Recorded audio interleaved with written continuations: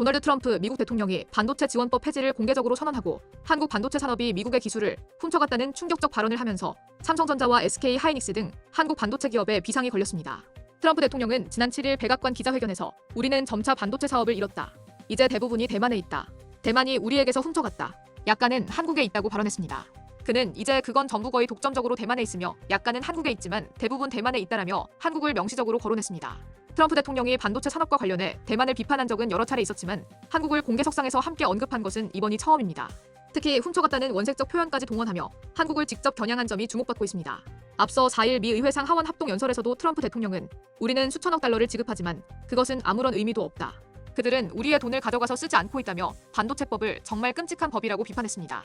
이어 마이크 존슨 하원의장에게 반도체법과 남은 것은 모두 없애야 한다며 법안 폐기와 예산의 정부 부채 탕감 사용을 요구했습니다. 이런 발언은 대만 TSMC 웨이저자 회장이 백악관을 방문해 애리조나에 총 1,000억 달러 투자 계획을 밝힌 지 불과 나흘 만에 나온 것이어서 더욱 의미심장합니다. 트럼프 대통령은 당시에는 이것은 미국 및 TSMC의 엄청난 일이라고 평가했지만 이후 대만과 한국을 겨냥한 발언으로 입장을 바꿨습니다. 트럼프 대통령의 반도체법 폐지 압박은 그의 무역정책 기조와 맞닿아 있습니다. 그는 기업들에게 보조금을 지급하는 대신 관세를 활용해 미국 내 투자를 유도하겠다는 전략을 고수하고 있습니다. 트럼프 대통령은 저는 세계 최고의 반도체 회사에 10센트도 주지 않았다. 그들은 관세 때문에 왔다라고 주장한 트럼프 대통령은 중요한 것은 관세를 지불하지 않는 것이라며 우리는 기업들에게 돈을 줄 필요가 없다고 강조했습니다. 높은 관세를 매기면 기업들이 미국에 공장을 세우도록 유도할 수 있다는 논리입니다. 이는 단순히 반도체 산업에만 국한된 것이 아닙니다. 트럼프 대통령은 최근 캐나다와의 무역 갈등도 심화시키고 있습니다. 특히 한국에 대해서는 한국이 미국보다 평균 4배나 높은 관세를 부과한다고 주장했습니다. 트럼프는 반도체를 겨냥한 25% 관세 부과를 예고한 상태입니다.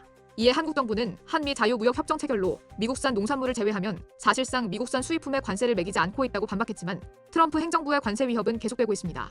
트럼프 대통령의 반도체법 폐지 발언은 미국의 대규모 투자를 진행 중인 한국 반도체 기업들에게 직접적인 타격이 예상됩니다. 삼성전자와 SK 하이닉스는 바이든 행정부 시절 미국의 대규모 투자를 약속하고 그 대가로 수조 원 규모의 보조금을 받기로 확정됐습니다.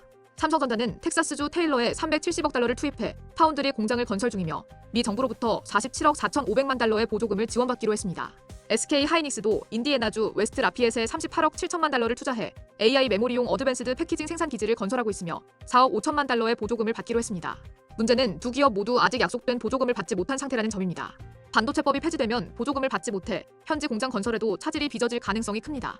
특히 최근 원자재비와 인건비가 급등해 비용 부담이 크게 늘어난 상황에서 보조금 지원이 없다면 미국 공장 건립 부담은 더욱 커질 수밖에 없습니다. 삼성전자의 경우 파운드리 경쟁사인 대만의 TSMC가 최근 1,000억 달러를 추가 투자하기로 한 상황에서 공장 건설이 늦어지면 현지 빅테크 고객 확보에서 더욱 불리한 위치에 놓일 수 있습니다. 한국 기업들의 약 7조 원에 달하는 보조금이 불확실해지면서 미국 내 투자 전략 전반에 대한 재검토가 불가피해 보입니다. 다만 현실적으로 반도체법 폐지가 실현될 가능성은 불확실하다는 분석들도 있습니다.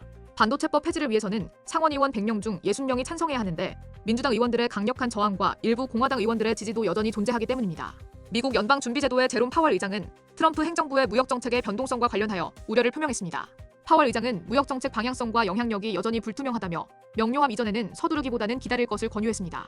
또한 관세 인상이 물가 상승 및 경제 주체들 사이에서 문제점을 야기할 수 있음을 경고했습니다. 업계 관계자 중 일부는 이러한 발언들이 단순히 외압으로 작용할 뿐 실제 보상을 철회하기 위한 구실로 삼기에는 부족함을 지적합니다. 그러나 다른 전문가들은 현재 상황 속에서는 최악의 경우까지 염두해야 할 필요성을 강조하며 법안 철회의 가능성을 배제하지 않습니다.